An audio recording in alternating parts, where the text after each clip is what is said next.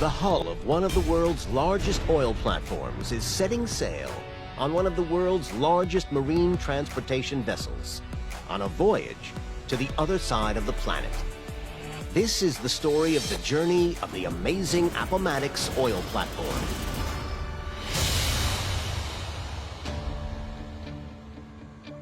Engineers hope that in a few days' time, the Appomattox hull will be ready to set sail on an epic voyage.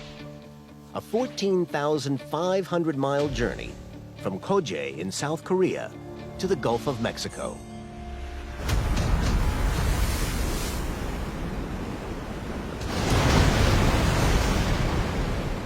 I just want to give everybody a heads up on where we're at. But there's a problem brewing. A massive storm out in the Pacific Ocean, and it's heading their way. In a bid to sail before the storm hits, work ramps up to a round-the-clock schedule. We got a lot of people who are going to be tired today, going to be tired tonight, so we need to watch out for each other. The size of the crew is tripled to try to get the hull ready before danger arrives.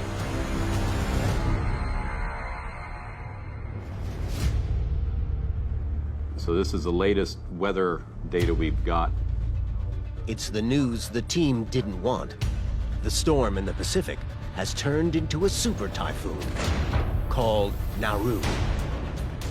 We know now that Naru has changed course over last night into this morning. So now it looks like it's going to be coming through the straits between Japan and South Korea. If Nauru continues on its present course, it means a direct hit on the shipyard with potentially devastating consequences for Appomattox. Super typhoons are those extreme events, right? The 1 in 20-year events that you really need to be cognizant of. The Appomattox hull is surrounded by heavy metal and machinery. The team is faced with a dilemma. To keep it on land and be lashed by waves and construction debris, or put it in the water and try to outrun the storm. To go or not to go? That's now the multi-million-dollar question. Do we move forward? Do we accept these waves? Is this something that we need to stop altogether? What they have told us is that they need 36 hours to run from the storm. We are planning right now on how do we get the hull out of here. The decision is made. Rather than wait out the storm, they're going to try and get ahead of it. Using gigantic hydraulics, the 41,000-ton hull is moved inch by dramatic inch across 500 feet of ground and onto a floating dry dock. Tugboats then haul it clear of the shipyard into the bay. It will wait out the night here before being towed into deeper water to meet its ocean-going transport vessel, COSCO's gargantuan Xinguanghua. It's a 279-yard-long, semi-submersible heavy-lift vessel that's capable of carrying 98,000 tons. With the super typhoon fast approaching, the dry dock has been removed, and the Appomattox hull floats freely for the first time. Tugs pull the hull a further 6¼ miles to the rendezvous site. The next maneuver is critical. The hull will be pulled over the top of the sunken transport vessel. Once it's in place, the hull and the vessel are deballasted, lifting them up out of the water. For a successful maneuver, winds have to be less than 16 knots, and the seas calm. The tugs are struggling to control the hull as the winds pick up. The seas were a concern, the winds were a great concern. So when you're having a super typhoon bearing down in the area, the winds are high and variable. A couple of times we tried to bring it on, and the winds got to a point where we said, stop. With the typhoon now less than 48 hours away, things are not looking good. And the third attempt was probably the closest we could have gotten, but then we ran out of time. Do we stop for the evening because of light? Do we go back to the dock? Is this something that we need to stop altogether? By chance, the latest weather forecast predicts a 2-hour window of calm the next morning. It will be their last opportunity to get Appomattox onto its transport vessel before the super typhoon hits.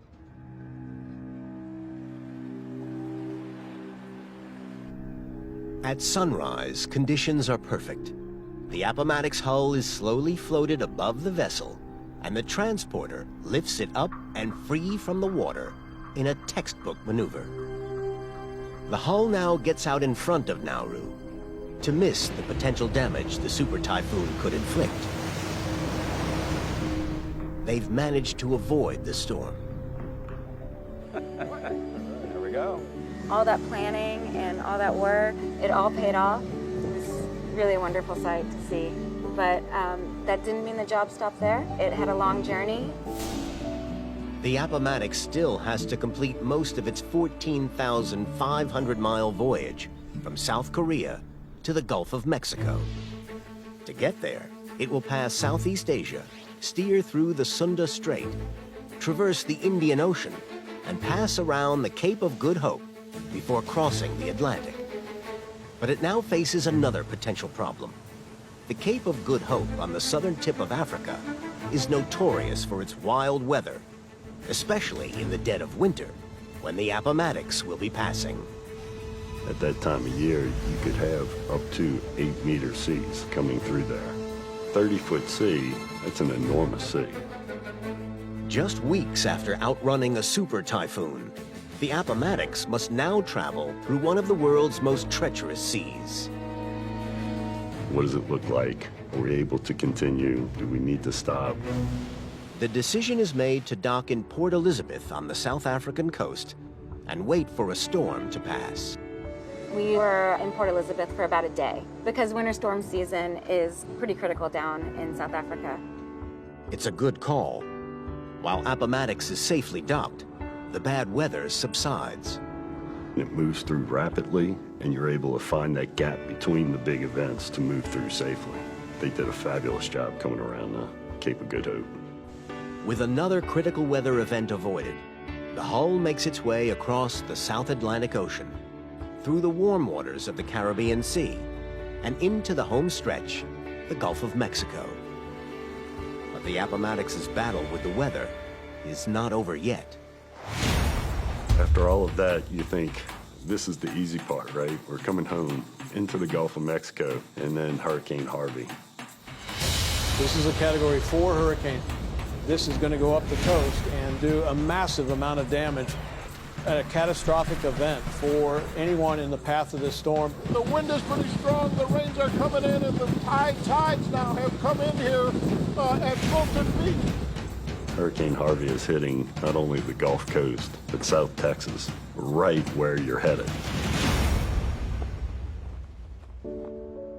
And right where hundreds of Shell employees and contractors live and work. The damage was just unbelievable.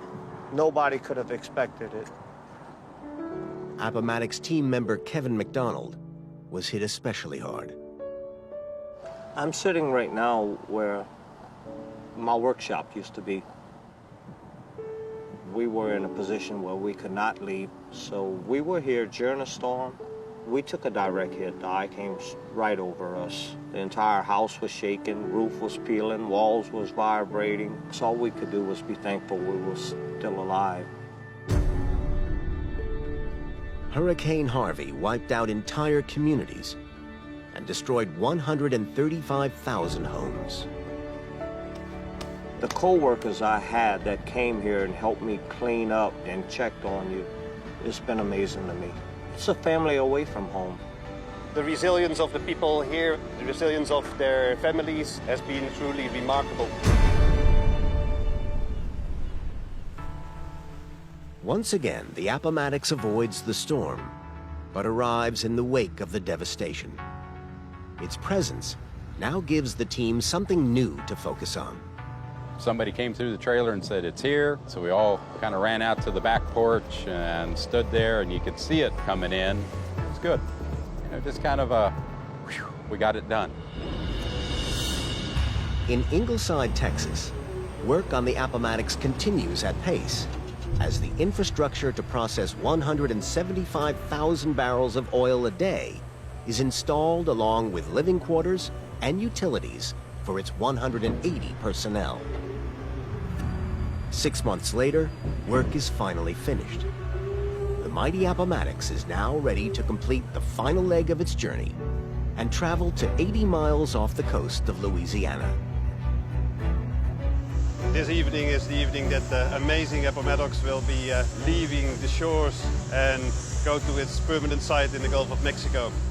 It's time for it to go, but it's always a strange feeling to see it leave. Sort of like, a child leaving home going off to college. Crews work overnight to ensure the final leg of Appomattox's journey goes according to plan. By sunrise, a fleet of tugs are in place, and Appomattox is smoothly towed into the Gulf of Mexico, where it will remain for the next 40 years. That sense of accomplishment, when you know you've crossed the finish line, it's like you won the Super Bowl. In the next episode, watch as the amazing Appomattox reaches its Gulf of Mexico home. With laser-like precision, the crew has to try to connect it to the subsea oil field below. It's a nail-biting operation and involves lowering an object the weight of a space shuttle thousands of feet to the seabed and land it on a half-an-inch target before the oil can finally flow. Subscribe to Shell's YouTube channel to see more on the amazing Appomattox oil platform and other technology and engineering films from Shell.